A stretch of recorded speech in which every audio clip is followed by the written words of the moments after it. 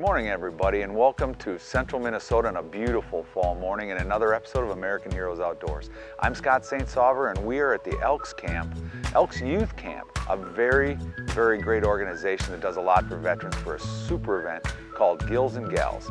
This is going to be a great show because this is a women's veterans event. And there's not a lot of events that are structured just specifically for women. So I'm very excited to spend time with these women out in the water, talking to them about their stories. What? This is an all-girls event, no boys allowed. Stick around, we're gonna have a great day today.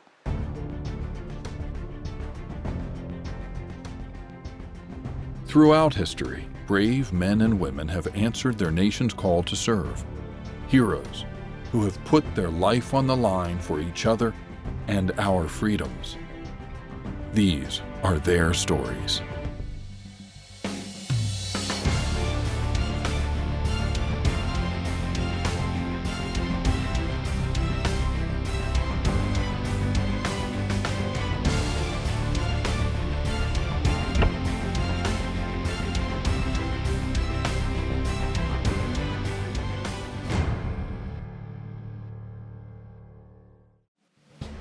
American Heroes Outdoors is brought to you by Gills, Disabled American Veterans of Minnesota, Smoky Hills Outdoor Store, Gate City Bank, Skeeter Boats and Yamaha Outboards, Yamaha Power Products, Woodland Resort, S&S Promotional Group, Wheelers Point Resort, and Ice Castle Fish Houses.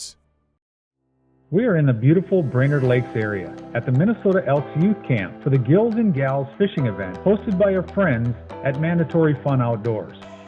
Well, with Mandatory Fun Outdoors, we try to do things a little bit different. We want to be outside the box a little bit, and with this event, we had some women show some interest in fishing and boating and learning, and the comment came up that they don't learn very well from their husbands or boyfriends or whatever. So they wanted some women to help teach them. Participating in this event is veteran Carrie Fassler and fishing guide Michaela Kofed. Can catch just about anything on. Walleyes, bass, northern. Sometimes you can catch crappies. I've got a couple really big crappies on it because it's a bigger worm, but they're good ones when you catch them.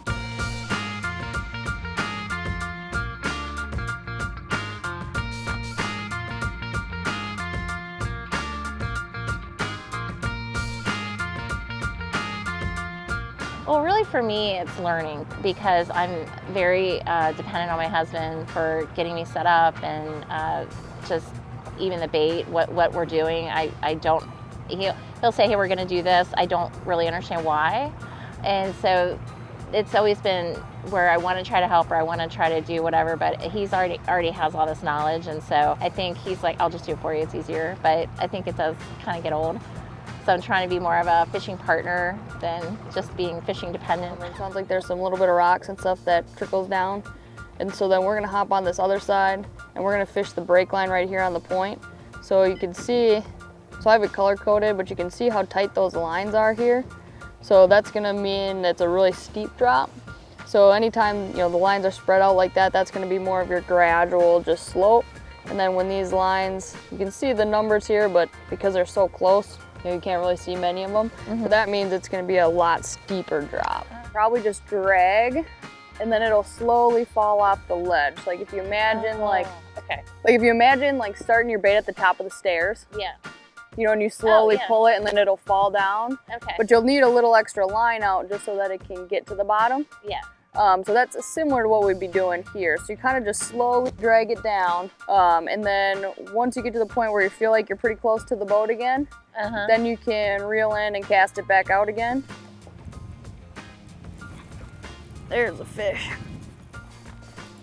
Oh man, this one's a little bit better. Oh. There's a giant clump of weeds that he's got me into though. Now I'm hoping really? I can. How do you work around that? The bad thing with that one is you just kind of got to horse him out, and I'm a little worried he's got me dug in there. So can you see the big weeds that are down there right now? It's a giant clump, so I'm that makes me worried that now I'm not gonna have a fish on the other end. I saw him come to the surface once. Yeah, it's right there. Oh, wow. Oh, look at his mouth. There you go.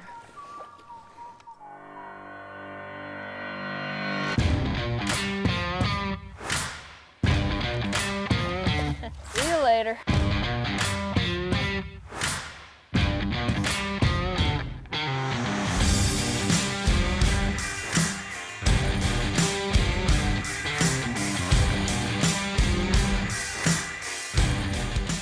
That was like out of the blue.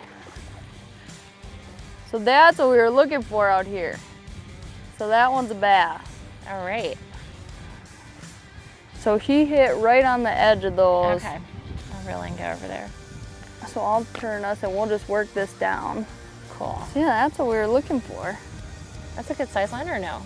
I wouldn't say good size, but it could be littler. So I am one of those fishermen, I just like to catch fish. So Right. yeah, it's a lot more fun if you catch like a big 5-pounder, but I would rather go out and catch a lot of fish in a day than only go and catch one big fish. So Oh, okay. I just get excited catching any. Yeah, that was really exciting actually, Yeah. because I didn't expect it, and then it just jumped right out of the water. In the Brainerd Lakes area for the Gills and Gals Women Veterans Fishing Event hosted by Mandatory Fun Outdoors, a unique program creating experiences of a lifetime for women veterans. Well, there were two experiences. One yesterday, one today. And one today was Donna getting her biggest northern, getting the 32-inch northern. That was pretty phenomenal. And then yesterday, Carla was in my boat and she hasn't been fishing for 15 years. Last time she was fishing was with her dad, and he's not here. And you know, to help these women and get them back into the fishing industry and show them what they've been missing and help them relax, it's so rewarding. So I first came in the Army active duty as an E1, so very E-nothing as they like to call it. And I went to basic training in Fort Leonard Wood in Missouri in the middle of the winter, like every smart person should, about froze to death. I decided to become a medic because I was kind of interested. I had a friend who was a nurse, and I was kind of interested and thought, well, that'll give me kind of an introduction to the medical field, and if I like it, I like it. Even though I started in active duty, I was enlisted on, you know. Yeah. And now being an officer, now I'm a major, which is, I never, ever, ever thought I would become an officer #1, and to become a major is pretty, I don't know, it's kind of crazy. Because I always tell people, hey, I was an E1. I know where you've been. What was the most rewarding part? Serving my country was key, you know, and then kind of following in the footsteps of my father, my grandfather. Yeah. My mom would always tell me later, your dad was really proud of you doing that, and he was really impressed you did that, stuff like that. And then he passed away last year. So, yeah, he was 90. So, and now you made me think of my dad. Sorry. Give you a hug. Thanks. Yeah, my grandpa was in the Korean War, and he never did talk about it. It was with a us. strange war, I think. He died when I was like 12. Not really. You know, kind of one of those where it's kind of weird now looking back at it, because I feel like I just don't remember all that much, you know? It's like just playing cards with grandpa is about, you know, the main things. Right. But I have his old helmet from when he was in. Oh, do you really? Yeah. That's neat. And so it's, you know, kind of a nice little reminder of it. You know, I think about how he just never really told us anything about it. I think that's true of a lot of the older generation. They just didn't, they did what they had to do, and then they came home and resumed their lives. It was like, we're not gonna dwell on that, we're not gonna do that. Right. All right, so we were at the river, and now we are on Hubert Lake. So I've never been to this lake before. So looking at the map right now, trying to figure out what we got for structure. There's reeds right out in front of us, so I might just try those quick. If they're there and we start catching them, perfect. If they're not, if we don't start catching them right away, then we're probably gonna jump off to a weed line and just start throwing crankbaits and jig worms and try and catch a few bass. Yeah, we got a new attendee. En route to the new fishing location, the crew picked up Navy veteran Amanda Kingsley. You know, my go-to bait is a Cinco. Honestly, starting with the Cinco and then kind of adapting from there. So starting out shallow and then starting to learn deeper from there. You know, just keep trying different things, but don't be afraid to, just try new things, try them in different areas, but then know that a lure might be really, really good one day, and then the next day it might be really terrible. And that's just kind of the way fishing goes when it comes to the fish changing and the way the weather affects them. And even if it's a cloudy day versus a sunny day, you're gonna see differences in what lures work better. So don't be afraid to just try new things. And if something's not working one day, it doesn't mean it's not gonna work for you the next day. My mom and I actually served together in Whidbey Island.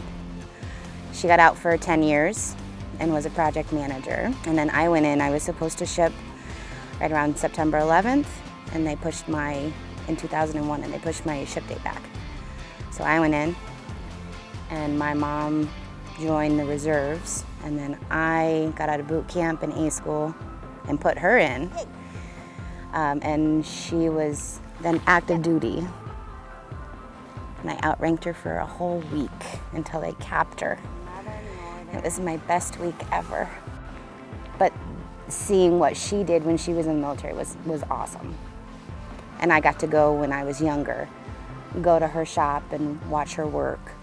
Had a great day. The weather turned around huge. I thought we were gonna get a storm there at the end and just a couple bursts of rain, and that was it. And yeah, it was an awesome day. Had a lot of fun and caught some fish. Yeah, we did. Thank you so much for taking us out. Thank you guys. Yeah, it was great. Yeah, thank you guys for everything. Sharing your knowledge and everything, and it was really wonderful. Thank you. Yeah, it was a lot of fun, and thank you guys for your service. I really appreciate it. Oh, absolutely. Now it's time for the Shields Hometown Hero. Welcome to Shields Hometown Heroes. Shields Hometown Heroes is a way for us to say thanks to those that serve our country and our community and are still giving back to others today. We honor your service by sharing your stories. From all of us at Shields, thank you for your service.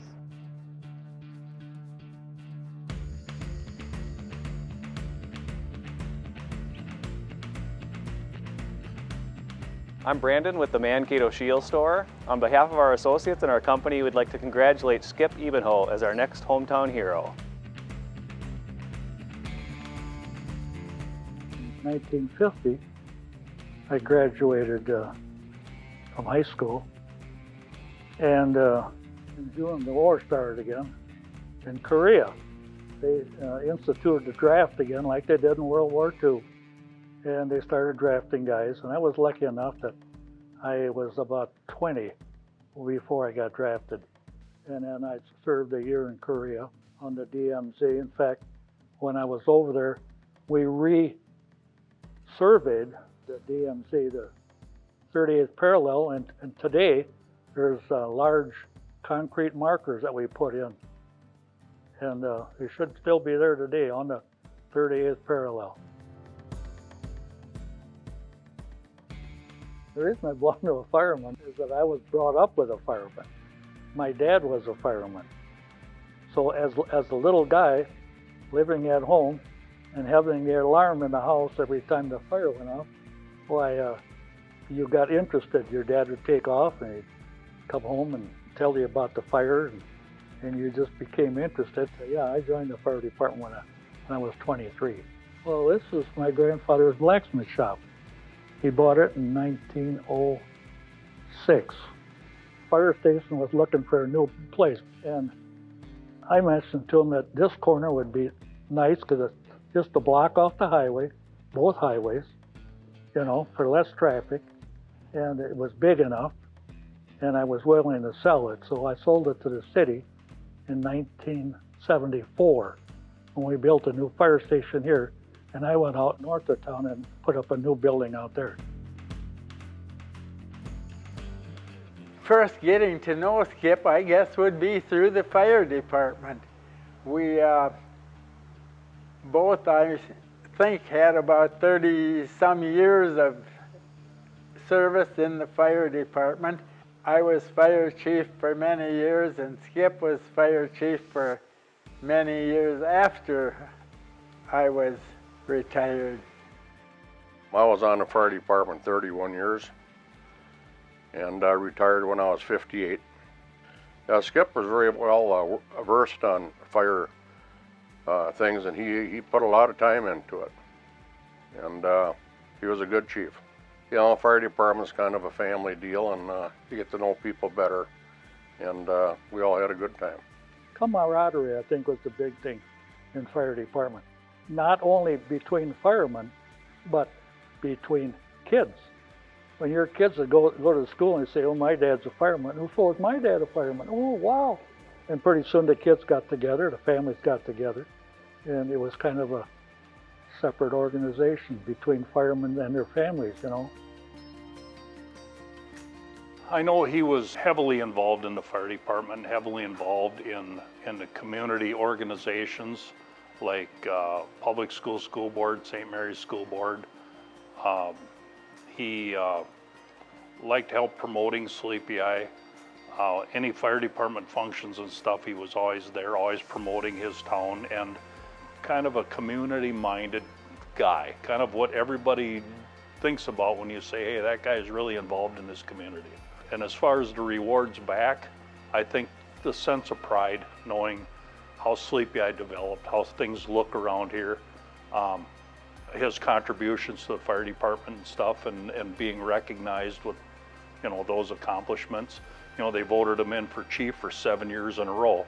You know, not just anybody gets to do that. He's 87, and I just think a lot of it, the way he lived, a lot of the way he, you know, how he takes care of himself. But I mean, the guy, you know, he don't slow down. I don't think the fire department, the fire station would be where it's at, you know, without him driving that whole thing. He did a lot with the church, you know, the functions and stuff at church. He put us all through the private school there, you know, all 5 of us. And he's been kind of around. I think a lot of people use him for advice. He's just very knowledgeable about everything. Every father's a hero to their sons and their daughters. Just the things he's done through life. I hope that someday people talk as good about me as they do about him. You know, and it's fun to hear when somebody says, you know, a memory about Dad. It's really cool. And yeah, I don't care if no one thinks he's a hero. I do. You know, a Korean veteran, you know, fire service all his years, singing in the choir, the community service, everything he's done. To me, that's a good, solid community member, is what he is, and my hero.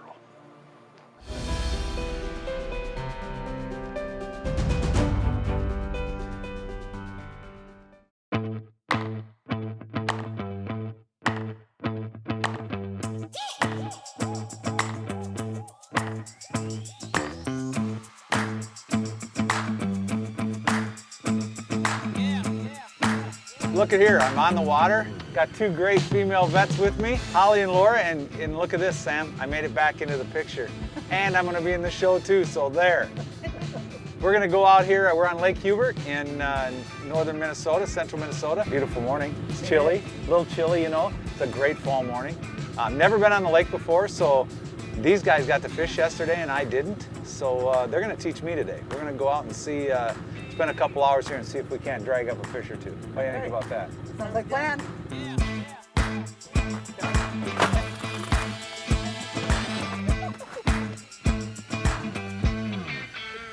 A lot of weeds out here, a lot of pike, a lot of fish in the weeds right now, all species. So really I'm just trying to run different baits at different depths, trying to run over the top of the weeds and trigger some strikes. This one's a weed, that one. This one? This one's a weed over here. No, it's a fish. That's a fish, yeah. Oh, you're not fired, Scott. It's a pike. I'm gonna grab my net. Nice and easy. Doing good, girl.